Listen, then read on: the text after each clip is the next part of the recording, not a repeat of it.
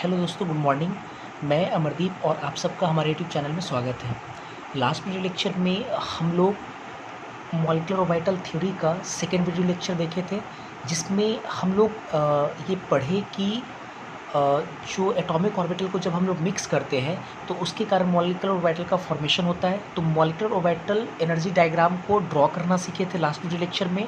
तो वहाँ हम लोग देखे कि एनर्जी का जो हम लोग ऑर्डर देखे थे वो इस प्रकार से आया था कि सिग्मा 1s से ज़्यादा एनर्जी सिग्मा स्टार 1s का, सिग्मा 2s से ज़्यादा सिग्मा स्टार 2s का, उससे ज़्यादा उसके बाद सिग्मा 2p z का, फिर उससे ज़्यादा पाई 2px बराबर पाई 2py, उससे ज़्यादा पाई स्टार 2px बराबर पाई 2py, फिर उससे ज़्यादा सिग्मा स्टार 2pz। इस प्रकार से हम लोग देखे थे। तो आप वहाँ पर देखे होंगे कि हम लोग जब दो एटम के ऑर्बिटल को जब आपस में मिक्स किए थे तो आप देखे होंगे कि 1s को 1s के साथ मिक्स किए थे, फिर 2s को 2s के साथ मिक्स किए थे, फिर 2p को 2p के साथ मिक्स किए थे। ठीक है, ऐसा करके हम लोगों ने देखा था लास्ट लेक्चर में।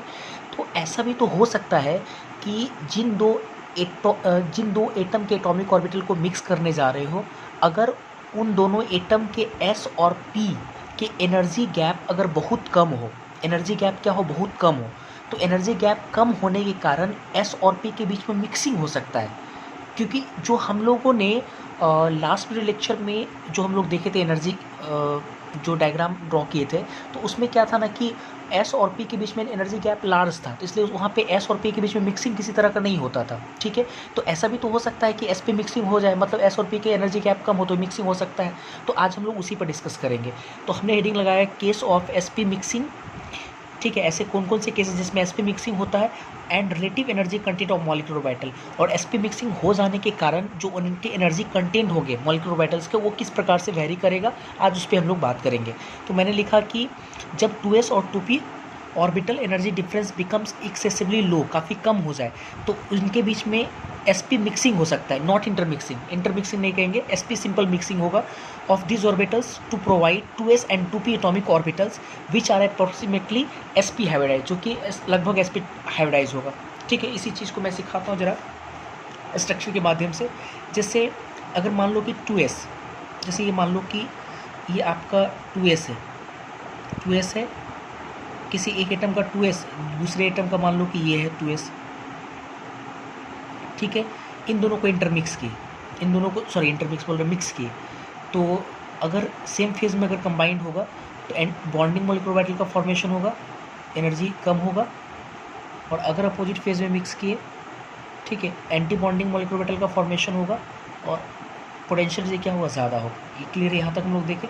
उसके बाद अगर मान लो कि 2p और 2p के मिक्स किए, 2p में मान लो 2pz और ये 2pz, इन दोनों के बीच में अगर मिक्स किए, तो अगर सेम फेज में हुआ तो एनर्जी कंटेंट इसका क्या होगा, घटेगा, पोटेंशियल एनर्जी घटेगा, और अपोजिट फेज में होगा तो पोटेंशियल एनर्जी बढ़ेगा। ठीक है, एंटी बॉन्डिंग का ऑर्बिटल का फॉर्मेशन होगा। तो इन दोनों के जो बीच एनर्जी गैप है वो क्या है, इन दोनों के बीच अगर देखा जाए जो एनर्जी गैप है डेल्टा ई, ये लार्ज है, लार्ज डिफरेंस है इन दोनों के बीच में। तो लार्ज डिफरेंस होने के कारण डेल्टा ई का जो डिफरेंस है वो क्या है, लार्ज डिफरेंस होने के कारण इन दोनों के बीच में इंटरमिक्स नहीं हो पाएगा, क्योंकि एनर्जी गैप क्या है, दोनों के बीच में बहुत ज़्यादा है। लेकिन अगर कोई एक ऐसा एटम हो या कोई एक ऐसा मॉलिक्यूल हो जिसमें दो एटम के बीच में 2s और 2p का एनर्जी गैप बहुत कम हो, अगर एनर्जी गैप काफ़ी कम होगा तो होगा क्या इसके कारण, अगर मान लो कि इन दोनों के बीच का एनर्जी गैप को अगर घटा दिया जाए, डेल्टा ई जो है अगर उसको घटा दिया जाए, एरो का साइन नीचे दिखा रहा हो, मतलब घटा दिया जाए, मतलब मान लो कि घटा करके इसका जो 2pz है, मान लो ऐसे आ जा रहा है 2pz, ये वाला आपका क्या है 2pz, मान लो यहाँ पे, ठीक है, ये मान लो कि आपका ये 2pz है, 2pz है, ठीक है, और ये इसका भी मान लो कि अगर घटा दिया, एनर्जी गैप अगर घट गया, तो मान लो कि यहाँ पे इसका क्या है 2s, ये भी इसका क्या है 2s है, ये आपका 2p, ये 2p है। तो होगा क्या कि अगर एनर्जी गैप कम है, तो एनर्जी गैप अगर इन दोनों का घट गया तो पहले तो एक चीज़ है anti bonding molecular orbital, bonding molecular orbital, ये तो रहेगा ऐसे। अब एनर्जी गैप घटने के कारण क्या होगा कि देखो ज़रा, कि इनके एनर्जी गैप घटने के कारण ये दोनों क्या आ जाएगा, एक्सेसिवली क्लोज आ जाएगा। तो क्लोज होने के कारण इन दोनों के बीच में क्या होगा, इंटरमिक्सिंग होगा।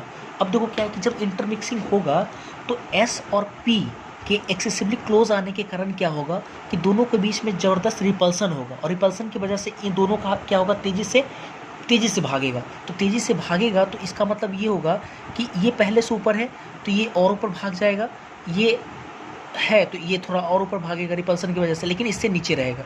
उसी प्रकार रिपल्सन अगर होगा तो ये सबसे नीचे है, तो ये रिपल्सन की वजह से तेज़ी से काफ़ी नीचे भागेगा। ठीक है, ये काफ़ी नीचे भागेगा और ये थोड़ा मतलब इससे कम नीचे ही भागेगा। ठीक है, इंटरमिक्सिंग की वजह से। फिर से एक बार मैं समझाता हूँ। जैसे मैं ये कह रहा हूँ कि दो अभी है, दोनों के बीच में एनर्जी गैप ज़्यादा है, तो इंटरमिक्सिंग का कोई सवाल है ही नहीं। मतलब दोनों के बीच में किसी प्रकार का मिक्सिंग का कोई सवाल है ही नहीं। अगर दोनों के बीच का एनर्जी गैप को घटा दे, जैसे देखो इन दोनों के बीच का एनर्जी गैप देखो क्या कर दी, छोटा कर दी। पहले इन दोनों के बीच में ज़्यादा था, छोटा कर दिए, तो छोटा की वजह से इनके और इनके बीच में क्या होगा, मिक्सिंग हो जाएगा। मतलब कहना चाह रहे हैं ये चीज़ कि ये आपका सिग्मा 2pz है, ये आपका सिग्मा स्टार 2pz है, ये आपका सिग्मा 2s होगा, एस मिक्सिंग करना, सिग्मा 2s, ये आपका क्या सिग्मा स्टार 2s है। तो मेरा ये कहना है कि सिग्मा 2pz और सिग्मा स्टार 2s के बीच में क्या होगा कि मिक्सिंग होगा। तो क्योंकि एनर्जी गैप कम है तो मिक्सिंग होने की वजह से क्या होगा, दोनों के बीच में रिपल्सन होगा, क्योंकि काफ़ी नज़दीक है। तो रिपल्सन की वजह से होगा क्या कि जो ऊपर है वो ऊपर की तरफ भागेगा, रिपल्सन की वजह से काफ़ी छिटकेगा। तो जो काफ़ी ऊपर चला गया, जो है नीचे वाला वो ऊपर वाले से थोड़ा कम रहेगा। उसी प्रकार ये भी इसी तरह से नीचे आ जाएगा। ठीक है, तो यहाँ से हम लोग बोल सकते हैं कि होगा कि रिपल्सन की वजह से पोटेंशियल एनर्जी बढ़ेगा। रिपल्सन होगा ऑब्वियस से पोटेंशियल एनर्जी बढ़ेगा। अब पोटेंशियल एनर्जी को बढ़ाओगे तो इसका मतलब एनर्जी डायग्राम पे अगर मान लो कि ये पोटेंशियल एनर्जी का लाइन है अगर, तो अभी से पोटेंशियल एनर्जी ऊपर बढ़ेगा, तो इसलिए पोटेंशियल एनर्जी इसका ज़्यादा हो गया, इसका थोड़ा सा इसका भी ज़्यादा होगा, लेकिन इससे कम हो गया। तो पोटेंशियल एनर्जी इंक्रीजेस किसके कारण, तो ड्यू टू रिपल्सन। एक लाइन लिख सकते हैं यहाँ पे, ड्यू टू रिपल्सन, क्योंकि रिपल्सन इंक्रीज कर जा रहा है।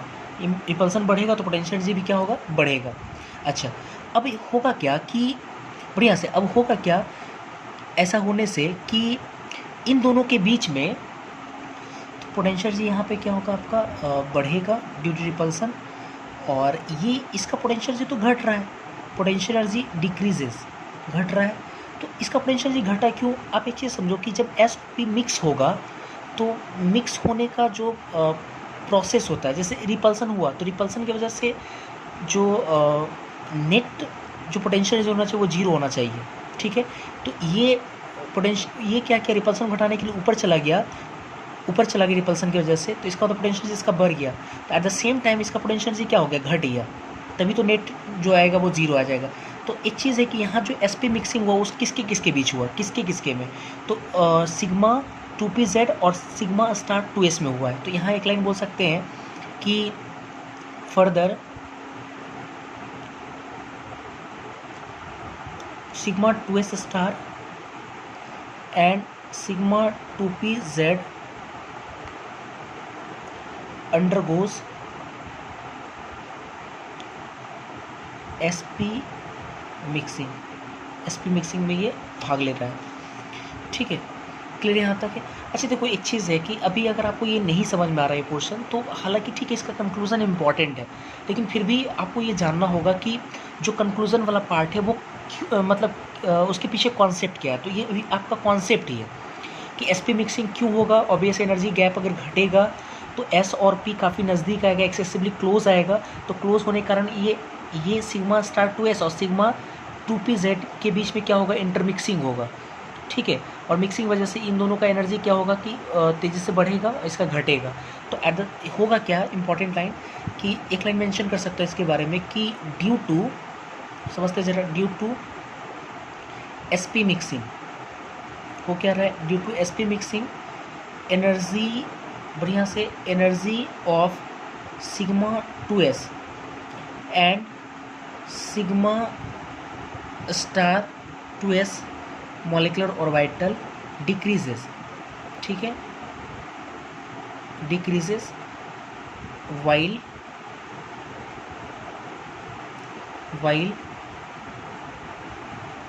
Energy of sigma 2pz and sigma star 2pz increases, ऊपर वाला इंक्रीजेस, ठीक है। sp मिक्सिंग के कारण क्या होगा कि इन दोनों का एनर्जी बढ़ेगा, इन दोनों का एनर्जी घटेगा। मैंने ये एक लाइन लिखा। अब हम लोग देखते हैं कि जो एनर्जी जो होगा वो किस प्रकार से वैरी करेगा। तो हम एक लाइन लिख सकते हैं, है ना, एंड सेकेंड लाइन में एनर्जी ऑफ, अगर पाई मॉलिक्यूलर ऑर्बिटल जो अदर वाला होगा पाई मॉलिक्यूलर ऑर्बिटल का रिमेंस क्या होगा, अनचेंज्ड, अनअफेक्टेड या अनचेंज्ड बोल सकते हैं, अनअफेक्टेड, ठीक है। ये जो मैंने लाइन लिखा है energy of pi molecular orbital remain unchanged, वो किसको लेकर मैंने लिखा है ये आपको समझना चाहिए। जैसे पाई to P Z 2px 2py से आपको याद होगा कि पाई बॉन्ड का फॉर्मेशन होता है, तो उस पाई बॉन्ड पे कोई असर नहीं पड़ेगा क्योंकि sp मिक्सिंग में ये और ये ये दोनों नज़दीक में आएगा, तो इन दोनों के नज़दीक आने से sp मिक्सिंग होगा हमारा, इसलिए पाई पर कोई इफेक्ट नहीं होगा। तो इसलिए मैंने लिखा है कि एनर्जी जो होगा पाई मॉलिक्यूलर ऑर्बिटल का, ठीक है, वो रिमेन अनइफेक्टेड होगा, मतलब उस पर कोई इफेक्ट नहीं होगा। अब जितनी भी मैंने बातें कहा, अब उसका देखते हैं पार्ट क्या मतलब कहना चाह रहा हूँ।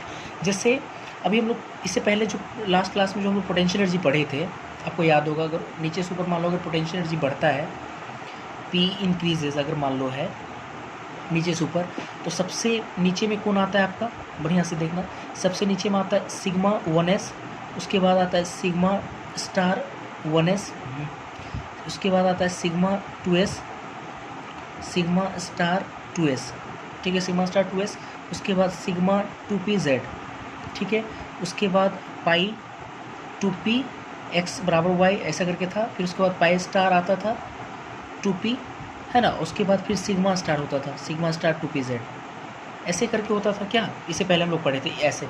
अब देखो क्या है कि sp मिक्सिंग के कारण, बढ़िया समझना जरा, sp मिक्सिंग के कारण क्या हो रहा है कि sp मिक्सिंग के कारण अब हम लोग देखते हैं कि पोटेंशियल एनर्जी पे क्या इफेक्ट पड़ रहा था। जब मिक्सिंग sp हुआ तो आप देख रहे होगे कि ये सिग्मा जो आपका, सॉरी कहाँ गया, सिग्मा जो 2s है, ये वाला सिग्मा 2s, सिग्मा स्टार जो 2s है, sigma 2s sigma star 2s, ये दोनों, और ऊपर में आपका सिग्मा 2pz और सिग्मा स्टार 2pz, आप देख रहे होगे कि ये दोनों नीचे चला जाता है, ये दोनों, ठीक है, ये दोनों नीचे चला आता है, और ये जो दोनों है आपका, ये दोनों का एनर्जी ऊपर हो जाता है। तो बढ़िया सीखना है यहाँ पे। तो इसका जो एनर्जी जब नीचे आता है तो काफ़ी ज़्यादा नीचे नहीं आता, मतलब इन दोनों से ऊपर ही रहता है, मतलब इस प्रकार से मिक्सिंग के क्रम में, मतलब यहाँ पे ही आता है। जबकि इसका एनर्जी देखो यहाँ पे है, इसका यहाँ पे है, ठीक है, ये नीचे होता है, थोड़ा सा नीचे आता है इसका, ठीक है, इसका भी नीचे आएगा, लेकिन इसका भी जब नीचे आएगा तो इससे तो इसका नीचे ही रहेगा, है ना, मतलब सॉरी ऊपर ही रहेगा, ऐसे देखा जाए तो ऐसे ही रहेगा यहाँ पे इसका, ठीक है। और इसका क्या होता है, बढ़ जाता है, इसका भी बढ़ता है, तो इसका जो बढ़ता है तो इसके ऊपर तो और आगे कुछ है नहीं, तो अगर इसका बढ़ेगा भी, ऐसे कर देता हूँ, अगर इसका बढ़ेगा तो मान लो यहाँ पे आया, ठीक है, और इसका जो बढ़ता है, इसका देखा गया जो सिग्मा 2pz है, ये इसका जो एनर्जी है ये पाई 2p से बढ़ जाता है, पाई 2p से आगे चला जाता है, मतलब पाई 2p से आगे, मतलब ये इसका जो है इस प्रकार से हो जाता है, रुक जाओ थोड़ा सा अच्छे से, हाँ, इससे थोड़ा सा आगे ऐसे चला जाता है, मतलब यहाँ हो जाता है इसका, ठीक है, यहाँ चला जाता है। बढ़िया से देखो अभी क्या है हम कहना चाह रहे हैं, sp मिक्सिंग के कारण होता क्या है, थोड़ा देखो, ये बढ़िया समझना, ये आपका सिग्मा 1s ही है, कोई दिक्कत नहीं, ये आपका सिग्मा स्टार 1s है, ये आपका सिग्मा 2s है, ये आपका सिग्मा स्टार 2s है। उसके बाद देखो sp मिक्सिंग के कारण क्या है कि सिग्मा 2pz तो ऊपर चला गया, तो इसके बाद कौन आएगा, इसके बाद आएगा पाई 2p आएगा, इसके ऊपर कौन चला जाएगा, सिग्मा 2pz चला जाएगा, बढ़िया से, और उसके बाद फिर कौन आएगा, पाई स्टार 2p आएगा, और फिर उसके ऊपर तो आपका सिग्मा स्टार 2pz होगा, ठीक है। ये जो अभी आपको मैंने ये जो एनर्जी का जो ऑर्डर है, ये ऑर्डर किसके कारण है, ये उस एटम के कारण, उस एटम के लिए होगा जिसमें sp मिक्सिंग हो रहा है, sp मिक्सिंग। तो sp मिक्सिंग के कारण देखो एनर्जी का जो ऑर्डर आ रहा है हमारे पास, एनर्जी का जो ऑर्डर आ रहा है ड्यू टू sp मिक्सिंग, मतलब ऐसे लिख सकते हैं हम लोग, ड्यू टू sp मिक्सिंग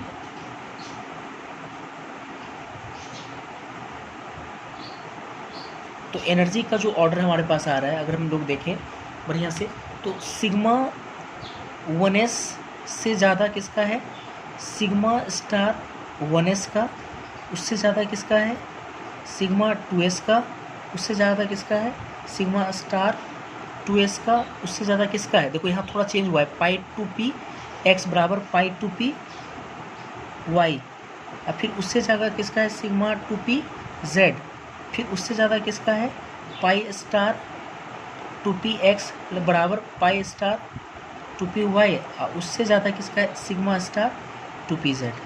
ठीक है, ये किसके के लिए है, जिसमें sp मिक्सिंग होगा, और जिसमें sp मिक्सिंग नहीं होगा, no sp mixing, no sp mixing. अगर sp मिक्सिंग नहीं है तो उसमें जो हम लोग पढ़े थे एनर्जी ऑर्डर, ये वाला मतलब लगेगा सेम एज, मतलब ये सिग्मा 1s से ज़्यादा, sigma star 1s, sigma 2s, sigma star 2s, उसके बाद सिग्मा 2pz, उससे ज़्यादा पाई 2px बराबर पाई 2py, उससे ज़्यादा पाई स्टार 2px बराबर पाई स्टार 2py, उससे ज़्यादा सिग्मा स्टार 2pz। मतलब ये वाला होगा करंट जिसमें sp मिक्सिंग नहीं होगा।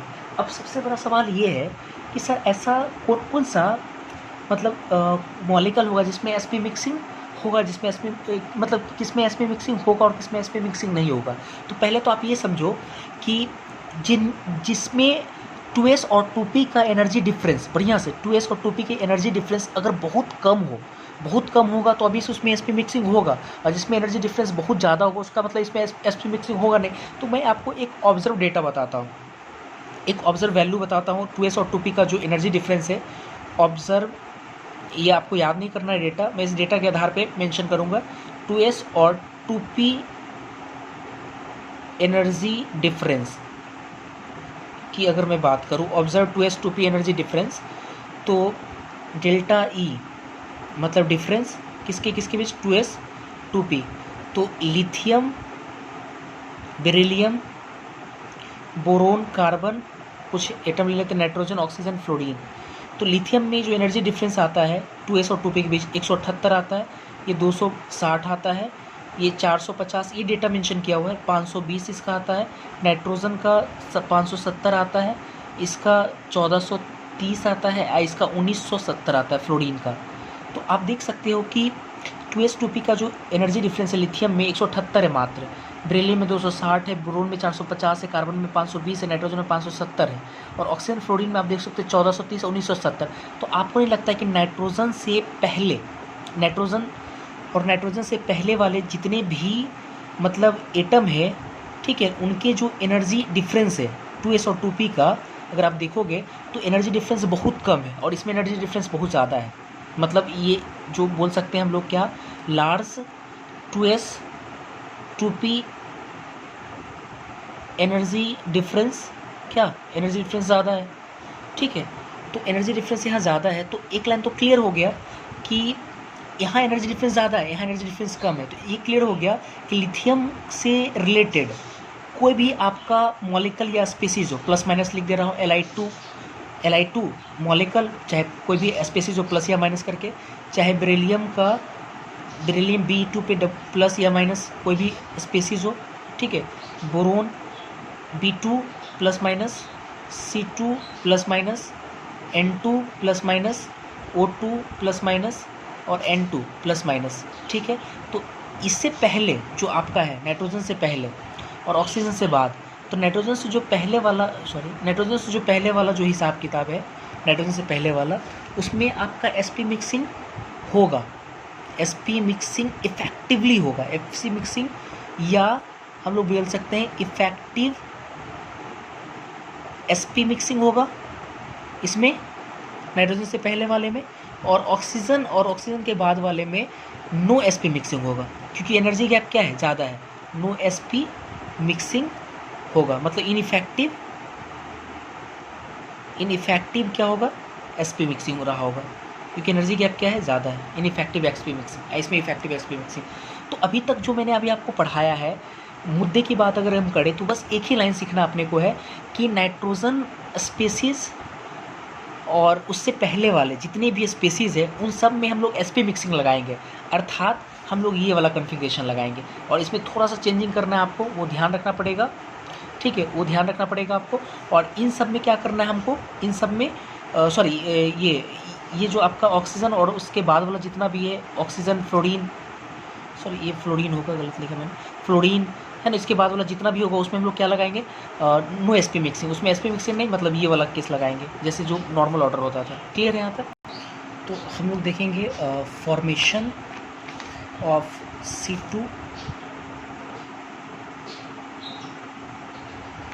फॉर्मेशन ऑफ C2 2 कार्बन से बना हुआ मॉलिक्यूल इन MOT में, मॉलिक्यूलर ऑर्बिटल थ्योरी। ठीक है, देखते हैं सबसे पहले। तो सबसे पहला चीज़ ये कि अब हम लोग जान चुके हैं कि 2 तरह का कॉन्फ़िगरेशन होता है। तो C2 में आप किस तरह का कॉन्फ़िगरेशन लगाओगे? क्या C2 में sp मिक्सिंग है? तो sp मिक्सिंग होगा C2, क्योंकि N2 और उससे पहले वाले में सब में हम लोग sp मिक्सिंग लगाएंगे। तो ये आपका है केस ऑफ sp मिक्सिंग। और केस ऑफ sp मिक्सिंग में कॉन्फ़िगरेशन आपको याद होगा बदलता है, सिग्मा 1s 2, कितना इलेक्ट्रॉन सिस्टम है, कार्बन कार्बन 6 दूनी 12 इलेक्ट्रॉन सिस्टम है। ठीक है, ये 12 इलेक्ट्रॉन सिस्टम है, 12 इलेक्ट्रॉन सिस्टम कॉन्फ़िगरेशन कर रहे हैं। ठीक है, 1s2 उससे ज़्यादा फिर उसमें भरेंगे तो सिग्मा स्टार। ठीक है, 1s2 sigma 2s2 sigma star 2s2, 8 electron हो गया, 6 और भरना है। तो इसके बाद आप किस में जाएगा, पाई में जाएगा, याद करो पाई में जाएगा। पाई 2px2 बराबर पाई 2py2। ठीक है, तो कितना हो गया, 2 4 6 8 10 12, और 2 इलेक्ट्रॉन अब किस में जाएगा, सिग्मा 2pz2 इसमें चला जाएगा।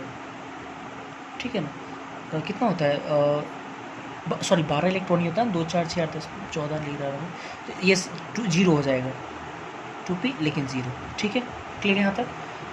सही, यहाँ तक कोई दिक्कत नहीं, आपको कॉन्फ़िगरेशन बस लिखने के लिए आना चाहिए, सारा काम बन जाएगा अपना। अच्छा, एक होमोलिमो वाला हिसाब किताब कॉन्सेप्ट आपको याद होगा, होमोलिमो। अच्छा, जो इसमें मैंने जो इलेक्ट्रॉन भरा है ना, ये सब ध्यान रखना पड़ेगा आपको। इसमें इलेक्ट्रॉन हम कैसे भरे, एक एक करके हम लोग भरे, हुंड शुरू लगा करके 1 1 2, फिर उसके बाद 3 और 1 4, ऐसे करके हम लोग इलेक्ट्रॉन भरे।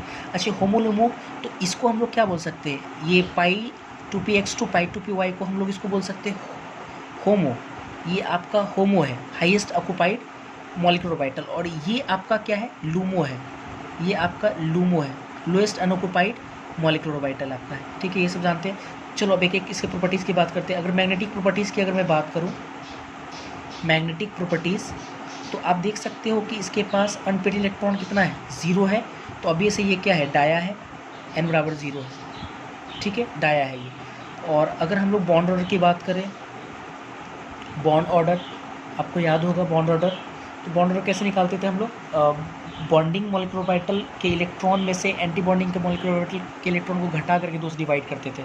तो देखो ये तो कट गया, ये कट गया, तो बॉन्डिंग में कितना है, 2 2 4, तो 4/2, इसका तो 2 आएगा बॉन्ड ऑर्डर, क्योंकि एंटी बॉन्डिंग में 0 हो गया ना, 2 आएगा इसका बॉन्ड ऑर्डर। बॉन्ड ऑर्डर 2 आ गया, तो इसका मतलब बॉन्ड ऑर्डर 2 का मतलब कि नंबर ऑफ बॉन्ड कितना है, number of bonds between C2 कितना होगा, C और C के बीच में 2 हो जाएगा। तो इसका मतलब कि मॉलिक्यूलर ऑर्बिटल जो होगा वो सजेस्ट, इसके अगर स्ट्रक्चर की मैं बात करूँ, मतलब MO सजेस्टेड, इसका जो स्ट्रक्चर सजेस्ट करेगा कैसा, सजेस्टेड स्ट्रक्चर की अगर मैं बात करूँ तो वो स्ट्रक्चर होगा कार्बन। ठीक है, देखते ज़रा, 2 बॉन्ड है, तो 2 बॉन्ड किसके कारण है, ये दोनों तो कट गया, ये इसके कट गया, स्टार है ना, बॉन्डिंग एंटी बॉन्डिंग कट गया, बॉन्डिंग एंटी बॉन्डिंग, ये दोनों बॉन्डिंग है, तो दोनों कैसा है, पाई पाई है। तो इसका मतलब कि ये 2 जो है बॉन्ड, ये सिग्मा नहीं है, दोनों का दोनों क्या है, पाई है, ये भी पाई है और ये भी पाई है, कार्बन कार्बन के बीच में। MO सजेस्ट करता है कि C2 में कार्बन कार्बन के बीच में जो 2 बॉन्ड है वो क्या है, पाई और पाई है। तो दैट इज़ हम लोग ये मेंशन कर सकते हैं कि C2 is a molecule having no sigma bond. Sigma bond इसके पास नहीं है, क्योंकि वीबीटी के अकॉर्डिंग अगर कार्बन कार्बन के बीच में 2 बॉन्ड है तो एक सिग्मा एक पाई है, लेकिन एमओटी देखो सजेस्ट क्या कर रहा है कि C2 में कोई सिग्मा बॉन्ड होता ही नहीं, दोनों का दोनों क्या है, पाई है। तो ये सब इंपॉर्टेंट लाइन है।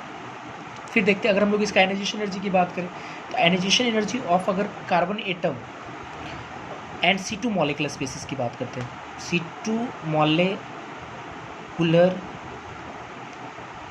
स्पेसिस की अगर हम लोग बात करें, मॉलिकुलर स्पेसिस C2 का मॉलिकुलर स्पेसिस बहुत सारा हो सकता है, C2 double plus C2 plus C2 minus C2 double minus, आपको याद होगा। और इतना तो हम लोग पढ़ेंगे जो सक्सेसिव आयनाइजेशन एनर्जी का जो वैल्यू होता है वो हमेशा क्या होता है, बढ़ता है, तो है ना, ये लाइन हम लोग पढ़े। तो इसका मतलब ये तो क्लियर है कि C2 double plus C2 plus C2 पर सिंगल माइनस C2 पे डबल माइनस, मतलब इसका जो लगातार जो आयनाइजेशन एनर्जी होगा, मतलब सबसे ज़्यादा C2 डबल प्लस का, फिर C2 प्लस का, फिर C2 का, फिर C2 माइनस का, सबसे कम C2 डबल माइनस का। ये सक्सेसिव आयनाइजेशन एनर्जी का वैल्यू हम लोग पढ़े भी है कि क्या होता है, लगातार इंक्रीजेज होता है, मतलब successive ionisation energy value increases. और आपको पता है इधर सीधा सक्सेसिव है क्योंकि C2 डबल माइनस, एक इलेक्ट्रॉन निकालेंगे तो एक इलेक्ट्रॉन बचेगा, एक इलेक्ट्रॉन और निकाल देंगे जीरो हो जाएगा, एक इलेक्ट्रॉन और निकाले प्लस हो जाएगा, एक और इलेक्ट्रॉन निकाल डबल प्लस हो जाएगा, सक्सेसिव। ये हम लोग पढ़े हैं पीटी में, ठीक है। अब सवाल ये है कि कार्बन कहाँ लगाएं, C एटम कहाँ लगाएं, तो आपको याद, ठीक है, अभी यहाँ पे हम लोग समझते हैं C को कहाँ लगाएंगे। तो आप पहले ये मेरे को बताओ कि आयनाइजेशन एनर्जी अगर हम बात करें C और C2 में किसका ज़्यादा होगा, C और C2 में C2 का ज़्यादा होगा, ठीक है। समझते हैं कैसे। हालांकि मैंने आपको जनरली एक बात मेंशन किया था आयनाइजेशन एनर्जी में कि एटम और मॉलिक्यूल का आयनाइजेशन एनर्जी ज़्यादा होता है एटम से, लेकिन एक्सेप्ट दो मेंशन किए, तो वहाँ पे ऑक्सीजन के केस में और एक हेलोजन के केस में। तो वो आपको ऑक्सीजन वाला लास्ट क्लास में मैंने पढ़ाया था, तो क्लियर हो गया। अब इसमें हम लोग देखते हैं कि कैसे C और C2 में, तो एक चीज़ तो पॉलीसेंट्रिक है और दूसरा चलो इसका कॉन्सेप्ट भी देख लेते हैं। C2 में जो आप इलेक्ट्रॉन भरते हो, जैसे C2 से जब इलेक्ट्रॉन आप निकालोगे तो आप किस में से इलेक्ट्रॉन निकालोगे, C में जो इलेक्ट्रॉन आपका है, लास्ट इलेक्ट्रॉन होमो वाला हाईएस्ट ऑक्यूपाइड, वो आपका बॉन्डिंग मॉलिक्यूलर ऑर्बिटल में, बॉन्डिंग में ये π2px2 π2py2, ठीक है। ये 2 इलेक्ट्रॉन ऐसे है, 4 इलेक्ट्रॉन, मतलब यहाँ से निकालना है। तो यहाँ से निकालना तो इसका पोटेंशियल एनर्जी क्या है, पहले इसका पोटेंशियल एनर्जी क्या है, कम है, मतलब C एटम का पोटेंशियल एनर्जी यहाँ पे है। अगर आप पोटेंशियल एनर्जी में देखोगे C का यहाँ पे है और C2 का देखोगे जिसे आपको इलेक्ट्रॉन निकालना वो नीचे में है, तो आपको नहीं लगता है कि ये हाईएस्ट पोटेंशियल एनर्जी पे, तो इसको निकालना आसान है, इसे निकालना मुश्किल है। जैसे C और C2 में आपका क्या हो जाएगा, C2 का क्या हो जाएगा कि C2 का ही ज़्यादा हो जाएगा। क्लियर है यहाँ तक। तो C और C2 में तो क्लियर हो गया कि C और C2 में C2 का ज़्यादा है, तो इसका मतलब C का कम है। तो अब सवाल है कि C2 माइनस और C2 डबल माइनस आयन में C कहाँ सेट करेगा, अगर इस जब के साथ अगर वर्सेस लगाएंगे तो मतलब ये अगर हम लोग carbon versus C2 molecular spaces अगर हम लगाएं, मॉलिक्यूलर स्पेसिस आयनाइजेशन एनर्जी की हम लोग बात करें तो ये कैसे सेट करेगा, तो इसी से देखते हैं ज़रा पहले। तो जैसे C2 माइनस का मतलब हुआ कि अच्छे से C2 माइनस का मतलब ये हुआ कि इलेक्ट्रॉन कहाँ पे ऐड कर रहे हो, बढ़िया से देखना है जरा। C2 माइनस का मतलब एक इलेक्ट्रॉन ऐड हुआ, अब एक इलेक्ट्रॉन का ऐड कहाँ करेंगे हम लोग, किस में ऐड करेंगे, तो आपको याद होगा सिग्मा 2pz में, देख लो अच्छे से, कार्बन का ही है, C2 का है, तो सिग्मा 2pz आपको पता होना चाहिए कि वो तो और भी नीचे है, ये सिग्मा 2pz, नहीं सॉरी, सिग्मा 2pz इससे तो ज़्यादा ही होगा, गलत किया, इसके जस्ट ऊपर होगा सिग्मा 2pz, ठीक है। एक इलेक्ट्रॉन यहाँ ऐड होगा, सही ना, सिग्मा ऊपर में ही आएगा बिल्कुल, ठीक है। सिग्मा है 2p, एक इलेक्ट्रॉन यहाँ पे आएगा, फिर C2 double minus N 2 electron इसमें भराएगा, है ना, इसके बाद इसी में जाएगा। तो मेरा एक सवाल है कि C और C2 माइनस में अगर बात करें तो भाई साहब C और C2 माइनस में ज़्यादा किसका होगा, C का।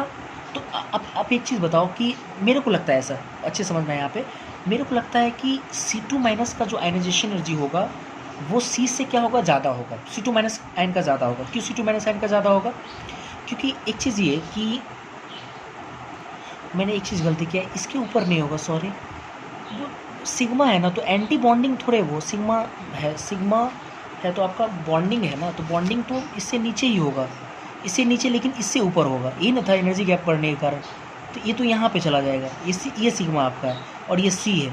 तो आपको नहीं लगता है कि C और C2 माइनस या C2 डबल माइनस आयन वो इसका एनर्जी नीचे में ही है, इसका एनर्जी, तो इसका मतलब सी जो आपका सेट होगा ना वो लास्ट में होगा, क्योंकि सी का एनर्जी हर हालत में क्या है, कार्बन एटम का एनर्जी सबसे ज़्यादा है, तो उससे निकालना क्या होगा, बहुत आसान होगा, उसका आयनाइजेशन सबसे कम होगा। तो इसका मतलब कि आयनाइजेशन एनर्जी की मैं बात करूँ, आप थोड़ा प्लीज़ यहाँ पे समझने की कोशिश करो, थोड़ा फिर से मैं मेंशन करता रहूँ। जैसे कि थोड़ा सा मैंने गलत किया था यहाँ पे, जैसे हम लोग जान रहे हैं कि अगर C2 की मैं बात कर रहा हूँ, C2 का, तो C2 के लिए हम लोग देख पा रहे हैं कि जो जब हम लोग को C2 से इलेक्ट्रॉन निकालना, तो C2 से आप इलेक्ट्रॉन निकालने के लिए कहाँ से निकालिएगा, तो π2p x2 π2p y2, जो कि यहाँ पे नीचे में ऐसे है, ठीक है।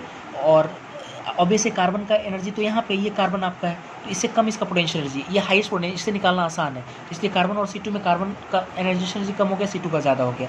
अब क्या है कि C2 पर सिंगल माइनस, तो एक माइनस का मतलब एक इलेक्ट्रॉन ऐड किया, तो एक इलेक्ट्रॉन कहाँ जाएगा, सिग्मा 2pz में जाएगा, सिग्मा 2pz, यहाँ से सिग्मा 2pz जाएगा, तो सिग्मा 2pz कहाँ पे आएगा, नीचे में, क्योंकि मॉलिक्यूलर ऑर्बिटल है ना, सॉरी बॉन्डिंग मॉलिक्यूलर ऑर्बिटल, तो नीचे ही रहेगा, इस बॉन्डिंग एंटी बॉन्डिंग ऊपर होता है, हम सिग्मा स्टार सोच लेते हैं, सॉरी, तो नीचे, तो यहाँ रहेगा। तो हर हालत में देख रहे हैं कार्बन का यहाँ C2 पे डबल माइनस साइन भी रहेगा, तो 2 इलेक्ट्रॉन इसी में बढ़ेंगे, तब भी उसका एनर्जी, तब भी उसका पोटेंशियल एनर्जी कम होगा, तो आयनाइजेशन उसका ज़्यादा होगा। तो ionization carbon versus C2 molecule में अगर बात करें, तो C2 पे डबल प्लस ज़्यादा होगा, C2 पर सिंगल प्लस, C2 पर सिंगल माइनस, C2 पे डबल माइनस, और सबसे कम क्या हो जाएगा, कार्बन एटम। ये आपको ऑर्डर याद होना चाहिए। और देखते हैं सी के बारे में और बात करते हैं। जैसे अगर मैं बात करूं C2 और उसके मॉलिक्यूलर स्पीसीज के बॉन्ड ऑर्डर की बात करूं, है ना, C2 एंड मॉलिक्यूलर स्पीसीज, इसके अगर बॉन्ड ऑर्डर की मैं बात करूं, और साथ ही साथ रेडॉक्स बिहेवियर की मैं बात करूंगा, और मैग्नेटिक प्रॉपर्टीज़ की बात करूंगा साथ ही साथ, ठीक है।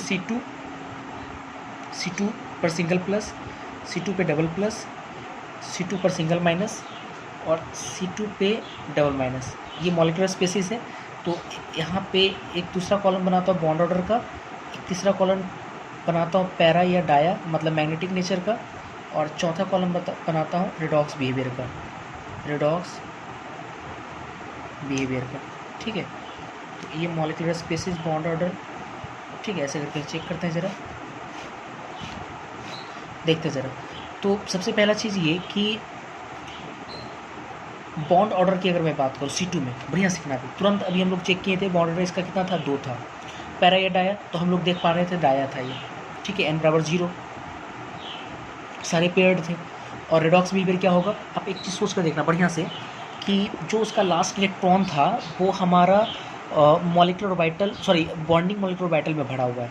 तो ऑब्वियस है अगर लॉस करने की बात करें ठीक है ना, तो वो लॉस कर सकता है या नहीं कर सकता, इस पर हम लोग बात करें। तो एक चीज़ बॉन्डिंग है, तो बॉन्डिंग में वो लॉस नहीं करना चाहेगा, बिल्कुल बॉन्डिंग का बंधा हुआ है, लॉस इसलिए नहीं करेगा, ठीक है। बॉन्डिंग मॉलिक्यूलर ऑर्बिटल में है इलेक्ट्रॉन, अच्छा, तो गेन कर सकता है, ये चेक करते। तो गेन जब करेगा तो वो किस में आ रहा है, वो आएगा सिग्मा 2pz में आएगा, क्योंकि वो लूमो है आपका, sigma LUMO lowest unoccupied molecular orbital, और बेस उसमें आराम से गेन होगा क्योंकि बॉन्डिंग है, तो वो स्टेबल फील करेगा। अगर एंटी बॉन्डिंग में ही अगर इलेक्ट्रॉन गेन होने की बात होती तो हम लोग नहीं कराते, तो इसका मतलब कि ये अंडरगोज रिडक्शन, अंडरगोज रिडक्शन मतलब हो गया, ठीक है। C2 पर सिंगल प्लस की मैं बात करूं, तो C2 पर सिंगल प्लस का मतलब हुआ कि एक इलेक्ट्रॉन निकल गया, तो एक इलेक्ट्रॉन किससे निकलेगा, आपका होमो से निकलेगा। तो होमो मतलब कि आपका π2px या π2py दोनों बराबर एनर्जी, तो उससे निकलेगा। तो एक निकल गया, तो इसका मतलब कि इसका बॉन्ड ऑर्डर कितना हो जाएगा, घट जाएगा, 3/2 हो जाएगा, 1.5 हो जाएगा। और अनपेड इलेक्ट्रॉन n बराबर 1, तो इसका मतलब ये क्या हो जाएगा, पैरा, ये पैरा हो जाएगा। और ये अब एक इलेक्ट्रॉन इसके पास बॉन्डिंग में खाली है, तो इलेक्ट्रॉन को जल्दी गेन करना चाहेगा, जल्दी, तो इसका तो undergoes reduction. C2 double plus 2 electron निकल जाएगा, तो एक एक करके निकल, तो इसका तो π2px 1 बचेगा, बराबर π2py 1 बचेगा, एक एक बच रहा है। तो इसका मतलब कि इसका बॉन्ड कितना हो जाएगा, बॉन्डिंग में 2 है, 2/1, इसका तो 1 हो जाएगा, इसका बॉन्ड ऑर्डर 1.0 मतलब 1, और n बराबर 2 अनपेड हो जाएगा, और ये पैरा हो जाएगा, है ना। और इलेक्ट्रॉन गेन करना चाहेगा इसका, तो ये भी अंडरगोज रिडक्शन। C2 पर सिंगल माइनस, एक इलेक्ट्रॉन ऐड करेंगे, इसमें होगा लूमो में, है ना, लोएस्ट अनऑक्युपाइड, तो सिग्मा 2p में जाएगा, तो एक इलेक्ट्रॉन ऐड हो गया बॉन्डिंग में ही, तो 4 पहले तो 4 1 5 5/2 2.5 हो जाएगा इसका, और n बराबर 1 इसका अनपेड हो गया, तो इसका मतलब ये हो गया पैरा, और ये भी अंडरगोज रिडक्शन, क्योंकि एक इलेक्ट्रॉन को जल्दी गेन करना चाहेगा, ठीक है ना, लॉस नहीं करेगा बॉन्डिंग में। C2 डबल प्लस, तो इसका 2 प्लस का मतलब सॉरी 2 माइनस होना चाहिए, 2 माइनस, तो 2 इलेक्ट्रॉन मतलब कि सिग्मा में आएगा तो 6 बॉन्डिंग हो गया, एंटी बॉन्डिंग 0, 6/3 हो जाएगा, 3.0, एन बराबर अनपेड कितना 0, यानी मतलब ये डाया हो जाएगा आराम से, ये डाया हो जाएगा। और अगर हम लोग रिडॉक्स बिहेवियर की बात करें तो मतलब कि सिग्मा बढ़ गया है तो वो रिलीज़ नहीं कर सकता है। और गेन करने की बात करें तो गेन भाई एंटी बॉन्डिंग में होगा तो ये करेगा ही नहीं, तो नो ऑक्सीडेशन, नाइदर ऑक्सीडेशन और नॉर रिडक्शन, ये ना, तो नो एन ओ लिख देता हूँ, नो ऑक्सीडेशन या नाइदर ऑक्सीडेशन और नॉर रिडक्शन, ठीक है ऐसे। फिर यहाँ तक, फिर उसके बाद देखते हैं एक और एग्जांपल। अभी हमने देखा C2 और उसके मॉलिक्यूलर स्पेसिस है ना, मतलब C2 का फॉर्मेशन हम देखें। अब हम लोग देखेंगे formation of F2 in MOT, F2 का देखें हम लोग फॉर्मेशन, ठीक है। तो क्या F2 में मिक्सिंग होगा? No sp mixing, no sp mixing होगा, क्योंकि मैंने पहले बोला था नाइट्रोजन उससे पहले वाले में sp मिक्सिंग होता है, तो इसमें sp मिक्सिंग तो होगा नहीं पहला चीज़। तो sp मिक्सिंग अगर नहीं होगा तो हम लोग जो नॉर्मल कन्फिग्रेशन है ना वो लगाएंगे हम लोग।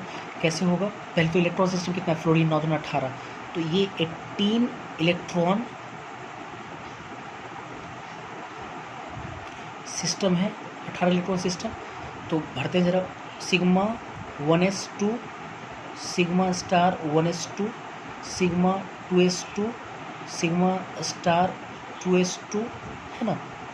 उसके बाद फिर सिग्मा 2pz2, फिर उससे ज़्यादा 18 है तो पाई 2px2 लगभग बराबर पाई 2py2, एक एक करके हालांकि भरे, यहाँ पे आपको ध्यान होना चाहिए, एक एक इलेक्ट्रॉन करके भरे हैं। तभी तक 2 4 6 8 10 12 14, ठीक है 18 भरना है। इसके बाद फिर क्या आता था, pi star 2px, pi star 2py, तो 2 4 6 8 10 12 14 15 16 17 18, तो ये 2 और 2 18 हो गया यहाँ तक, ठीक है ना, यहाँ तक भराएगा। और जो आपका सिग्मा 2pz आएगा वो 0 होगा। यहाँ पर भी हम लोग इलेक्ट्रॉन एक एक करके भरे हैं कॉन्स्टिट्यूट के अकॉर्डिंग, ठीक है ऐसे करके। चलो ये तो हो गया। अब इसमें हम लोग देखते हैं बहुत सारे कन्फिग्रेशन लिखा गया, तो इसके बहुत सारे प्रॉपर्टीज़ को देखेंगे। जैसे इसमें होमोलिमो की अगर मैं बात करूँ तो ये आपका क्या है, ये आपका होमो है, हाईएस्ट ऑक्यूपाइड मॉलिक्यूलर ऑर्बिटल है, और ये आपका क्या है, लुमो है, ठीक है, ये आपका क्या है, लुमो है।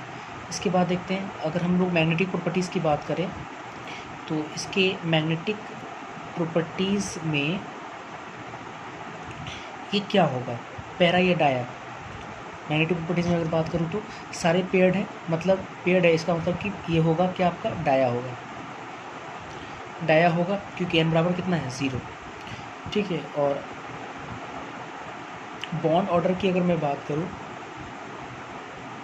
तो कितना होगा, तो बॉन्डिंग एंटी बॉन्डिंग कटा, बॉन्डिंग एंटी बॉन्डिंग कटा, ये आपका bonding bonding bonding anti bonding anti bonding, ये दोनों कटा इन दोनों से, बॉन्डिंग में 2 2/2 मतलब 1, तो बॉन्ड ऑर्डर कितना आएगा, 1 आएगा, ठीक है 1 आएगा। और वो भी कौन सा, ये वाला बचा है। तो इसलिए अगर मॉलिक्यूलर ऑर्बिटल जो है इसको सजेस्ट करता है इसके स्ट्रक्चर को, इसका स्ट्रक्चर कैसा होगा, तो फ्लोरीन, और देख सकते हो सिग्मा 2pz2 के कारण है, सिग्मा बॉन्ड फ्लोरीन, ये इसका स्ट्रक्चर होगा, ठीक है क्लियर है।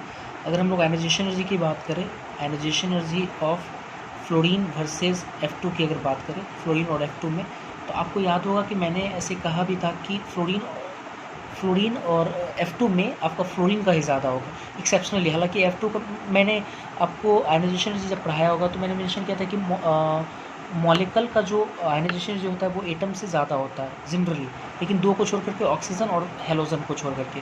हालांकि वहाँ पे मैंने कॉन्सेप्ट नहीं समझाया, तो आज हमारे पास कॉन्सेप्ट भी है, वो समझ लेंगे हम लोग कैसे।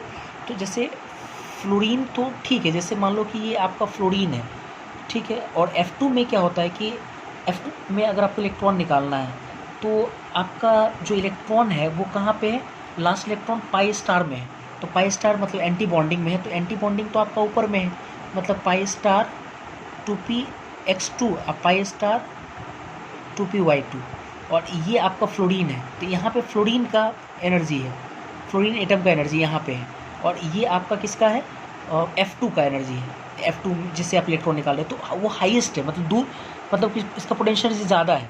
तो अगर ज़्यादा पोटेंशियल एनर्जी पर अगर है तो उसे इलेक्ट्रॉन निकालना आसान है। ये कम पोटेंशियल एनर्जी इसका है, फ्लोरीन वाले एटम में जो इलेक्ट्रॉन उसका वो कम पोटेंशियल एनर्जी पे इसे निकालना थोड़ा मुश्किल है।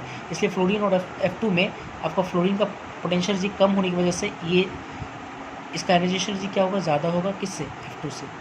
क्लियर है यहाँ तक, सही है। अच्छा, इसके बाद आते हैं ज़रा इसके कलर प्रॉपर्टीज़ की बात करते हैं, थोड़ा इंपॉर्टेंट है इसके कलर प्रॉपर्टीज़, इसको एक बार देख लेते हैं।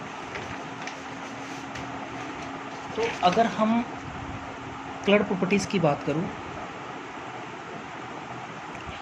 कलर प्रॉपर्टीज़ की अगर बात करूँ तो हल्का सा एक मिस्टेक हो गया यहाँ पे, ये सिग्मा स्टार होगा, गलती से लिखा गया था, ठीक है।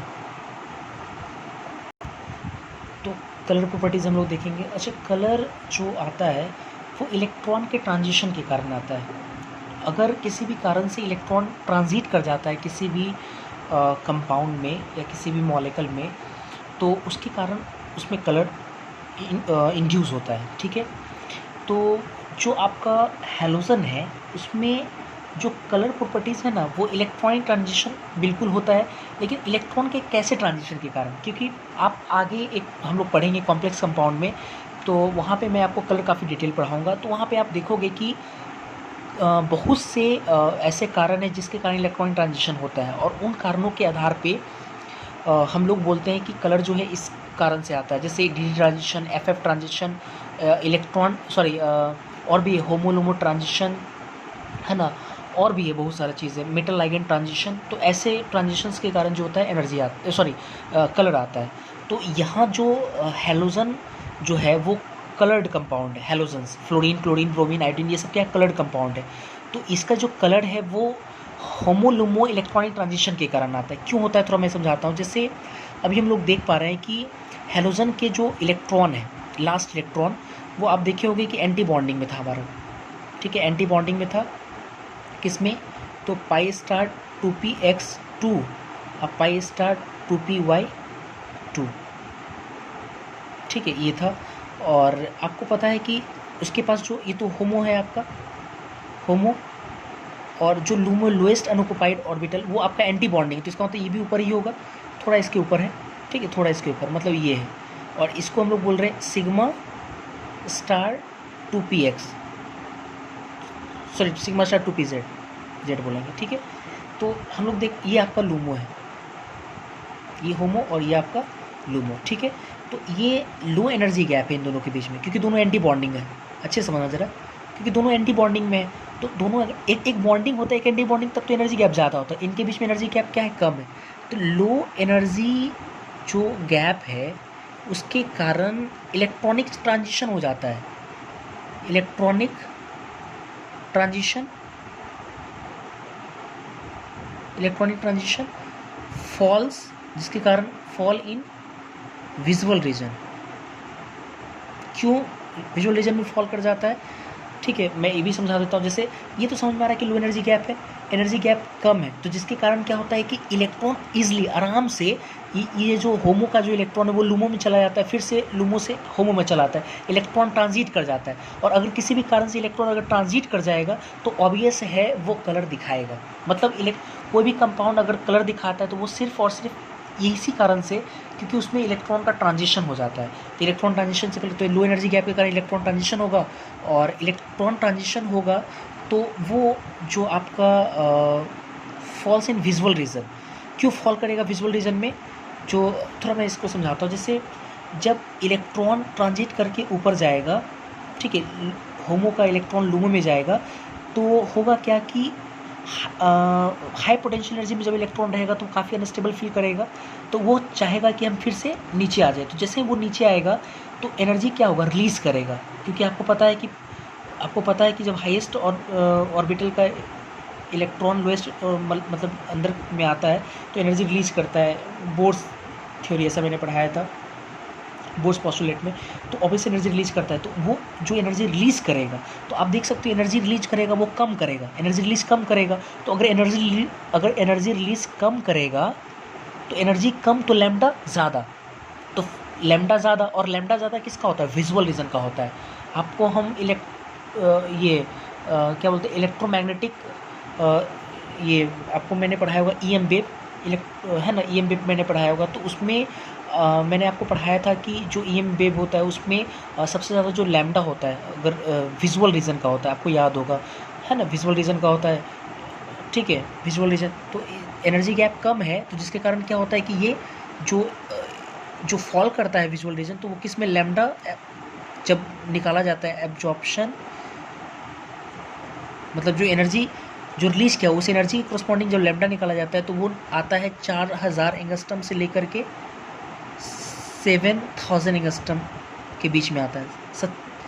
7000, 4000 से लेकर 7000 एंगस्ट्रम के बीच में आता है, और बीच में आता है तो उसमें भी छोटे छोटे एनर्जी गैप बने हुए हैं, आपको पता है। तो और हर एनर्जी जो हर मतलब एनर्जी गैप या हर लैम्डा के करस्पॉन्डिंग एक कलर होता है। तो F2 जो है वो इसका कलर हल्का पीला होता है, पेल येलो होता है, ये है ना, आपका विजुअल रीजन में ट्रांजिट करता है, इसका पेल येलो कलर होता है, ठीक है। उसके बाद देखते हैं ज़रा हम लोग, जैसे एक बात यहाँ सब लोग सीखे, हैलोजन इंपॉर्टेंट भी है, तो मैं सीधा कंक्लूजन करके लिखता हूँ यहाँ पे कि जो आपका X2 है, fluorine, chlorine, bromine, iodine, X2 जो है हैलोजन जिसको हम लोग बोल रहे हैं एक साथ, हैलोजन्स जो है वो आपका डायामैग्नेटिक है, डायमैग्नेटिक है। अभी हम लोग देखे भी क्योंकि सारे के सारे इलेक्ट्रॉन क्या पेयर्ड है, डायमैग्नेटिक है, बट कलर्ड है, सबके सब क्या है, कलर्ड है।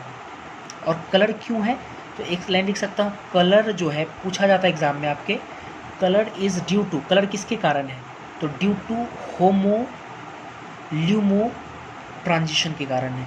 हालांकि और भी ट्रांजिशंस होते हैं लेकिन वो अभी नहीं, मैं बाद में पढ़ाऊँगा ट्रांजिशन।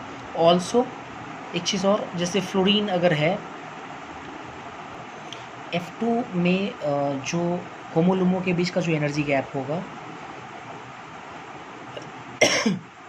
ये आपका पाई स्टार 2p और ये सिग्मा स्टार 2pz, ठीक है। ये आपका है लूमो, ये आपका होमो, यही है ना। उसी प्रकार से अगर Cl2 की मैं बात करूं तो इसका जो होमोलुमो का जो गैप होगा ये घटता चला जाएगा, ठीक है। ये पाई 2p नहीं, यहाँ 3p हो जाएगा ना, 3p, और ये सिग्मा स्टार 3p, ठीक है, ऐसे करके। और ये Br2 में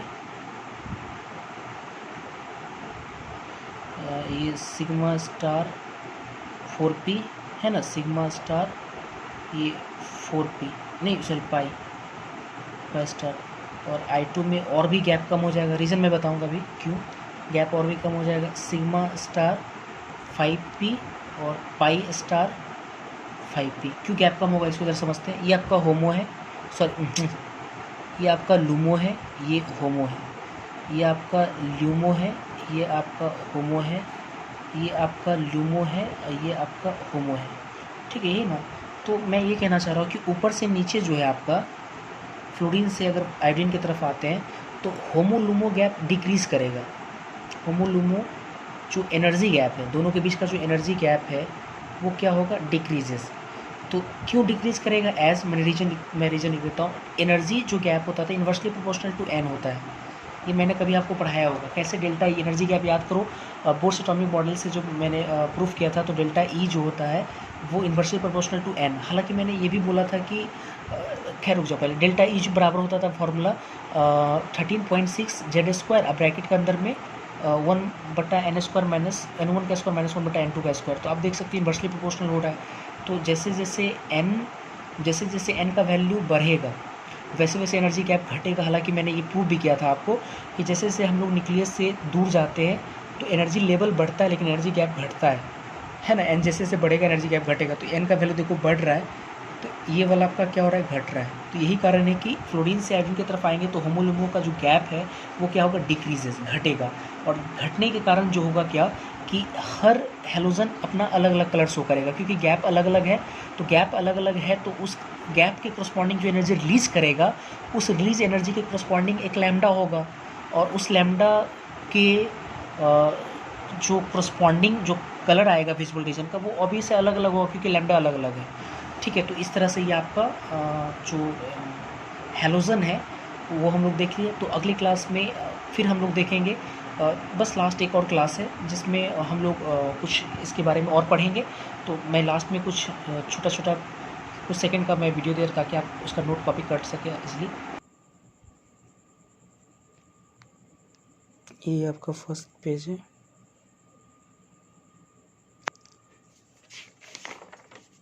ये सेकंड पेज है।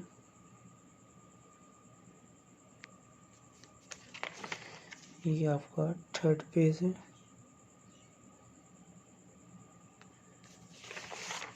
ये फोर्थ पेज है और ये लास्ट आपका फिफ्थ पेज है।